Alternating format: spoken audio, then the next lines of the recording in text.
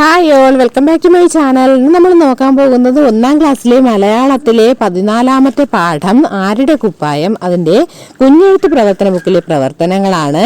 അപ്പോൾ channel subscribe ചെയ്യാതെ ആരെങ്കിലും കാണുന്നുണ്ടെങ്കിൽ ചാനൽ ഒന്ന് സബ്സ്ക്രൈബ് ചെയ്തേക്കുക, ലൈക്ക് ചെയ്യുക, നിങ്ങളുടെ കൂട്ടുകാരിലേക്ക് ഷെയർ ചെയ്യുക, ഹൈപ്പ് ചെയ്യാനും മറക്കല്ലേ. നമുക്ക് നോക്കാം. ആരുടെ കുപ്പായം. ഋതികയുടെ ഒരു ദിവസം. ചിത്ര നിരീക്ഷണം. ഋതികയുടെ ഒരു ദിവസമാണ് ചിത്രത്തിൽ കൊടുത്തിരിക്കുന്നത്. എന്ത് ചെയ്യുന്നു? പല്ല് തേക്കുന്നുണ്ട്, പിന്നെ കുളിക്കുന്നത് കണ്ട് ചിത്രത്തിൽ, പിന്നെ കുഞ്ഞുടുപ്പും പിടിച്ചുകൊണ്ട് നിൽക്കുന്നതുണ്ട്. ഞാൻ എന്നെപ്പറ്റി സ്റ്റാർ ഇടുക എന്നാണ് പറഞ്ഞിരിക്കുന്നത്. എത്ര ദിവസം? 1ാം ദിവസം, 2ാം ദിവസം, 3ാം ദിവസം, 4ാം ദിവസം, 5ാം ദിവസം, അങ്ങനെ 5 ദിവസത്തെ കാര്യങ്ങളാണ് സ്റ്റാർ ഇടേണ്ടത്. നമുക്ക് നോക്കാം. ദിവസവും കുളിക്കുന്നുവെങ്കിൽ എല്ലാ ദിവസവും സ്റ്റാർ ഇടുക. നന്നായി ഉറങ്ങുന്നു, എല്ലാ ദിവസവും നന്നായി ഉറങ്ങുന്നെങ്കിൽ 5 ദിവസവും സ്റ്റാർ ഇടുക. വൃത്തിയുള്ള വസ്ത്രം ധരിക്കുന്നു, വൃത്തിയുള്ള വസ്ത്രമാണ് എന്നും ധരിക്കുന്നതെങ്കിൽ 5 സ്റ്റാർ ഇടുക. ദിവസവും 2 നേരം പല്ല് ശുദ്ധിയാക്കുന്നുവെങ്കിൽ എല്ലാ ദിവസവും സ്റ്റാർ ഇടുക. നഖം എന്നും വെട്ടുമെങ്കിൽ എല്ലാ ദിവസവും സ്റ്റാർ ഇടുക. എന്നും നമ്മൾ നഖം വെട്ടാറില്ലല്ലേ, അപ്പോൾ അതനുസരിച്ച് നിങ്ങൾ ഇടുക സ്റ്റാർ. ആഹാരത്തിന് മുമ്പും ശേഷവും കൈ കഴുകുന്നു, അപ്പോൾ 2 നേരവും കൈ കഴുകുന്നുണ്ടെങ്കിൽ നിങ്ങൾക്ക് 5 സ്റ്റാറും ഇടാം, എല്ലാ ദിവസവും സ്റ്റാർ ഇടാം. കക്കൂസിൽ പോയതിനു ശേഷം കൈ സോപ്പിട്ട് കഴുകുന്നു, അത് ചെയ്യുന്നുണ്ടെങ്കിൽ നിങ്ങൾക്ക് 5 ദിവസവും സ്റ്റാർ കൊടുക്കാം. ഇനി അടുത്ത പ്രവർത്തനം നോക്കൂ. ചൂടിൽ നിന്നും തണുപ്പിൽ നിന്നും രക്ഷ നേടാൻ നിങ്ങളെ സഹായിക്കുന്നത് ഞങ്ങളാണ്. ആരാണ്? ഉടുപ്പുകളാണ് അല്ലേ. ഋതികയുടെ കുഞ്ഞുടുപ്പ് നിർമ്മിക്കാം, നിറം കൊടുക്കാൻ മടക്കരുതേ. അപ്പൊ കുഞ്ഞുടുപ്പ് നിർമ്മിച്ച് നിറം കൊടുക്കണം.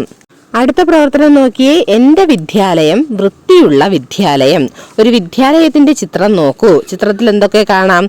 കുട്ടികള് ചവറൊക്കെ വാരി കുട്ടകളിലൊക്കെ ഇടുന്നുണ്ട്, ചിലർ തൂക്കുന്നുണ്ട്, പിന്നെ ചവറ്റുകുട്ട വെച്ചിട്ടുണ്ട്, അവിടെ ഇടണം ചവറ് അല്ലേ. ഇതൊക്കെ നമുക്ക് ചിത്രത്തിൽ കാണാം. ഇനി നോക്കൂ. ശുചിത്വ വിദ്യാലയം സുന്ദര വിദ്യാലയം. ശുചിത്വം ഉണ്ടെങ്കിലേ സുന്ദരമാകൂ അല്ലേ, അതേത് സ്ഥലമാണെങ്കിലും. ഇതുപോലെയാണോ നിങ്ങളുടെ വിദ്യാലയം? നിരീക്ഷിക്കൂ.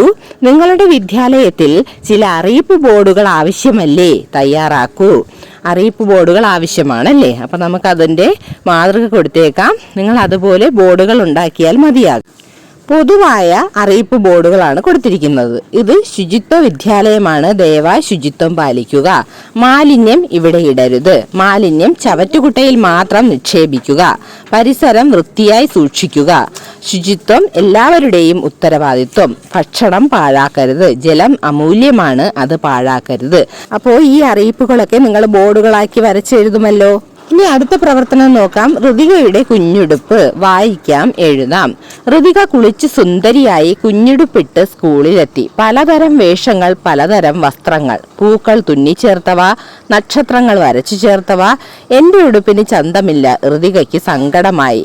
കുഞ്ഞുടുപ്പിന്റെ വിഷമം കണ്ട് മഴവില്ല് നിറങ്ങൾ പൊഴിച്ചു. കുഞ്ഞുടുപ്പിൽ നിറങ്ങൾ പടർന്നു. പൂക്കൾ ചിരിച്ചുകൊണ്ട് കുഞ്ഞുടുപ്പിൽ കയറി. പൂമ്പാറ്റകൾ പാറി വന്ന് കുഞ്ഞുടുപ്പിൽ ഇരുന്നു. മഞ്ചാടി മരം മുത്തുപൊഴിച്ചു. കുഞ്ഞുടുപ്പ് നിറയെ ചുവന്ന മുത്തുകൾ. അപ്പോൾ ഋതിക എന്ത് പറയുന്നു? ഹായ് എന്ന് പറയുന്നുണ്ടല്ലേ. ബാക്കി കഥ എഴുതാമോ എന്ന് ചോദിച്ചിട്ടുണ്ട്. അപ്പൊ എന്താണ് പറഞ്ഞിരിക്കുന്നത്? കുഞ്ഞുടുപ്പും ഇട്ട് സ്കൂളിലെത്തിയ ഋതികയ്ക്ക് സങ്കടമായി. എന്തുകൊണ്ടാ?